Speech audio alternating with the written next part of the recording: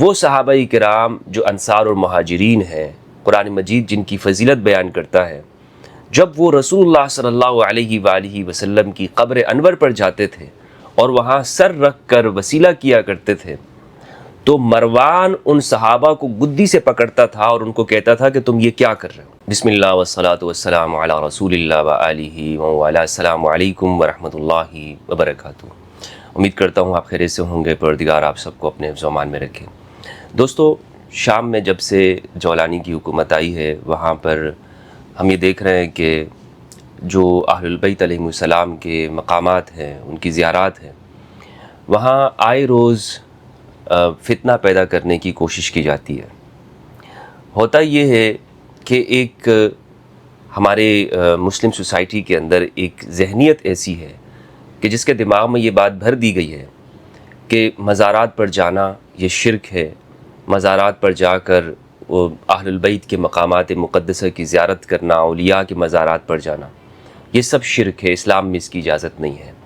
اس ذہنیت نے مسلمانوں کو تفریقے میں ڈالا۔ اگر ہم اس ذہنیت کی تاریخ پہ غور کریں تو معلوم یہ ہوتا ہے کہ مروانی دور حکومت میں ہی جو ان کے گورنر تھے، ان سے یہ بعد میں مسلمانوں میں یہ ذہنیت منتقل ہوئی ہے، اور وہ صحابہ کرام جو انصار اور مہاجرین ہیں، قرآن مجید جن کی فضیلت بیان کرتا ہے، جب وہ رسول اللہ صلی اللہ علیہ وآلہ وسلم کی قبر انور پر جاتے تھے اور وہاں سر رکھ کر وسیلہ کیا کرتے تھے، تو مروان ان صحابہ کو گدی سے پکڑتا تھا اور ان کو کہتا تھا کہ تم یہ کیا کر رہے ہو۔ مستدرک الحاکم کی صحیح روایت ہے، ابو ایوب انصاری رضی اللہ تعالی عنہ رسول اللہ صلی اللہ علیہ وآلہ وسلم کی قبر انور پر سر رکھے ہوئے ہیں، دعا کر رہے ہیں، اللہ کی بارگاہ میں دعا کر رہے ہیں، رسول اللہ کی قبر انور پر سر رکھے ہوئے ہیں۔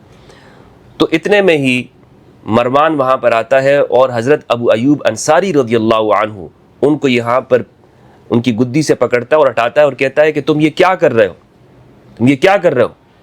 تو ابو ایوب انصاری ان سے کہتے ہیں کہ میں کسی پتھر کے پاس نہیں آیا، بلکہ میں رسول خدا کے پاس حاضر ہوا۔ اللہ اکبر۔ اور پھر ابو ایوب انصاری نے اس موقع پر یہ روایت پڑھی کہ رسول اللہ صلی اللہ علیہ وآلہ وسلم نے فرمایا کہ تم اس وقت اپنے دین پہ رونا کہ جب نااہل حکمران بن جائیں گے۔ تو دوستو، یہ فکر وہاں سے ملی، مروانی فکر ہے کہ جو بعد میں ہم یہ دیکھتے ہیں کہ مسلمانوں کے اندر ایسی سرایت کر گئی کہ اس فکر نے مسلمانوں کو تقسیم کر دیا، جدا کر دیا۔ یہ مشرک ہے، یہ مزارات پہ جانے والا ہے، یہ وسیلہ کرنے والا ہے، یہ بدعتی ہے، فلاں ہے، غیر اللہ سے مدد مانگنے والے ہیں، یہ تو غیر اللہ کے سامنے جھکتے ہیں، یہ وہ لوگ ہیں کہ جو اولیاء کو معبود سمجھتے ہیں، اہل البیت کی عبادت کرتے ہیں، عراق جا کر یہ لوگ امام حسین کی عبادت کرتے ہیں، وغیرہ وغیرہ وغیرہ۔ یہ سارے فتوے مسلمانوں پر لگا کر مشرکوں نے کہا گیا، بدعتی کہا گیا، اور پھر ہم نے دیکھا کہ دنیا بھر کے اندر مسلمانوں کے مقامات کے اوپر مساجد میں دھماکے ہوئے اور مسلمان اس طرح تقسیم ہوئے۔ تو دوستو، یہ وہ فکر ہے۔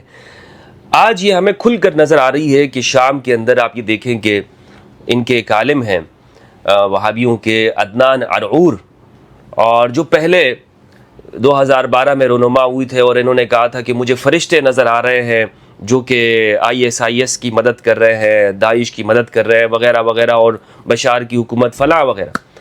اب یہ دوبارہ سے وہاں پر آئے ہیں، اور ان کی ایک ویڈیو ہے جو میں آپ کے ساتھ شیئر کرنا چاہتا ہوں، اور جس میں ہم یہ دیکھ رہے ہیں کہ یہ انہوں نے اپنے سوشل میڈیا پر ڈالی ہے، جس میں یہ سیدہ زینب سلام اللہ علیہا، امام حسین علیہ السلام کی ہمشیر اور علی کی بیٹی، ان کی قبر کے سامنے آ کر، ان کے روضے کے سامنے آ کر یہ ان کو مخاطب کر رہے ہیں۔ اس ویڈیو سے پورے عرب کے اندر ایک تشویش دوڑ گئی ہے، اور خاص طور پر ان لوگوں کے ذہنوں میں کہ جو محبان اہل البیت علیہم السلام ہیں، دل پریشان ہو گئے کہ اس وقت پوری دنیا کی جو صورتحال ہے، اور خاص طور پر ان کی ایک پوری تاریخ ہے۔ دوستو، میں نے آپ کو بتایا کہ مزارات کے بارے میں ان کا ایک نقطہ نظر ہے۔ انہیں دراصل ان کو جو توحید، یہ توحید جو ان کو پڑھائی گئی ہے نا، اور اس توحید کی اگر آپ جائزہ لیں کہ جس میں جو ناقص ہے، یعنی خدا کے بارے میں جو تصور ان کو دیا گیا ہے، الحیاذ باللہ، اگر وہ توحید میں آپ کے سامنے پیش کروں تو آپ کو معلوم ہوگا کہ یہ توحید یہ بیان کرتے ہیں، یہ خدا کے بارے میں اس خدا کا جس طرح سے انہوں نے العیاذ باللہ حلیہ بیان کیا ہے، تو آپ یقین کریں ان سے بڑا کوئی مشرک اور صنم پرست آپ کو کوئی نہیں ملے گا. لیکن بہرحال وہ ایک کلامی مسائل ہیں، یہ دوسروں کو مشرک کہتے ہیں، بدعتی کہتے ہیں. حقیقت یہ ہے مزارات پہ جانا، قبروں پہ جانا یہ کوئی شرک نہیں ہے.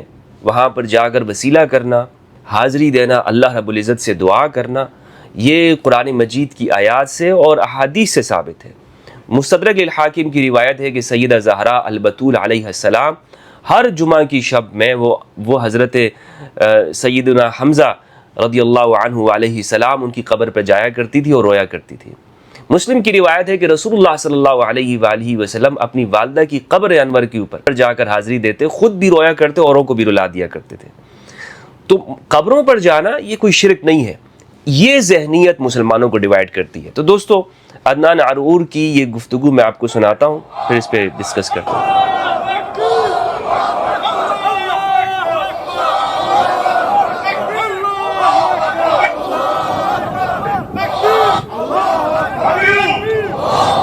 اب یہ دیکھیں جس طرح سے یہ لوگ جا رہے ہیں نعرے لگا کر اور شور کر کے.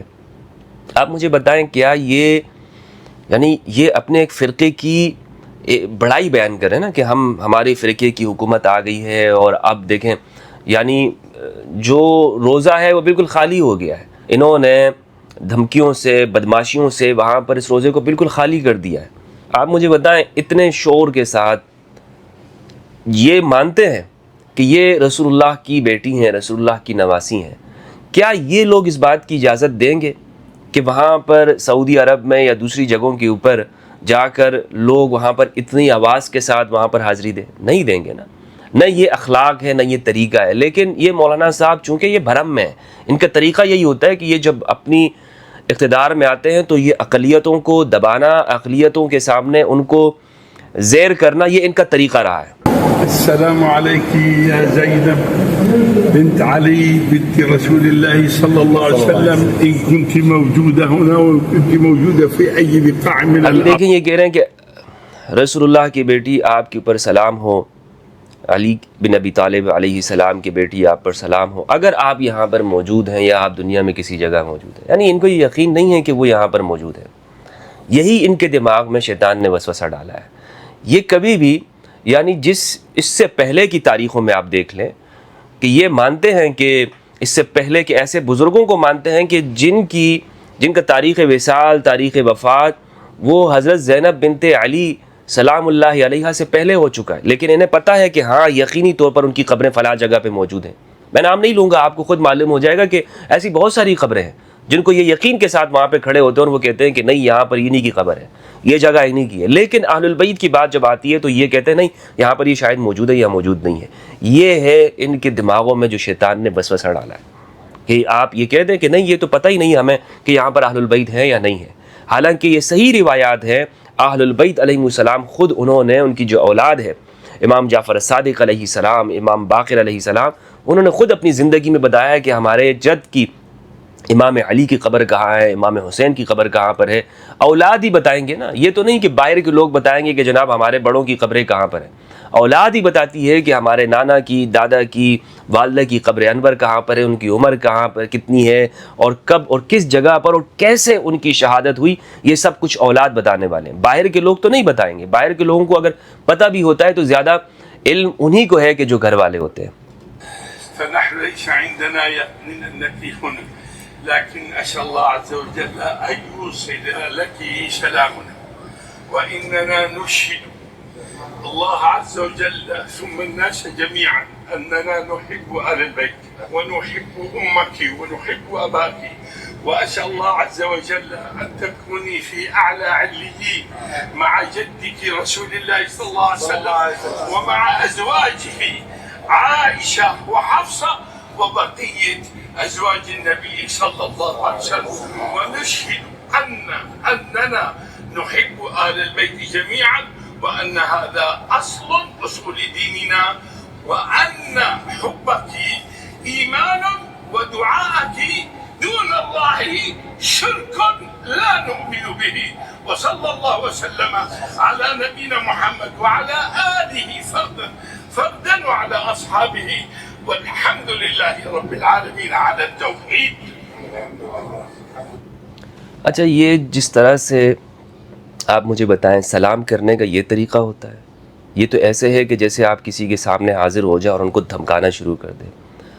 اندازہ لگائیں، یعنی آپ اگر یہ ادب کے ساتھ سلام کیا گیا ہے، آپ دنیا کے موجودہ کسی حکمران کے سامنے، کسی گورنر کے سامنے، کسی آئی جی کے سامنے، میں ایک دنیا کی مثال دیتا ہوں آپ کو، آپ اس کے سامنے جا کر اسی طرح انہیں الفاظ کے اندر آپ اس کو مخاطب کر لیں، اسی طرح اسی ایکسپریشن کی ساتھ آپ انہی جو چہرے کے تاثرات ہیں ایسے لوگوں کے ساتھ جا کر آپ اس کو مخاطب کر لیں، پھر دیکھیں آپ کے ساتھ کیا ہوتا ہے۔ تو یہ دراصل آ کر یہ جس انداز میں وہاں پر آئے ہیں اور جس طریقے پر انہوں نے مخاطب کیا ہے سیدہ زینب سلام اللہ علیہا کو، سراسر واضح طور پر نظر آتا ہے کہ ان کا کتنا بغض ہے، کتنا اس طبقے کا یہاں پر یہ اپنے بغض ظاہر کر رہے ہیں۔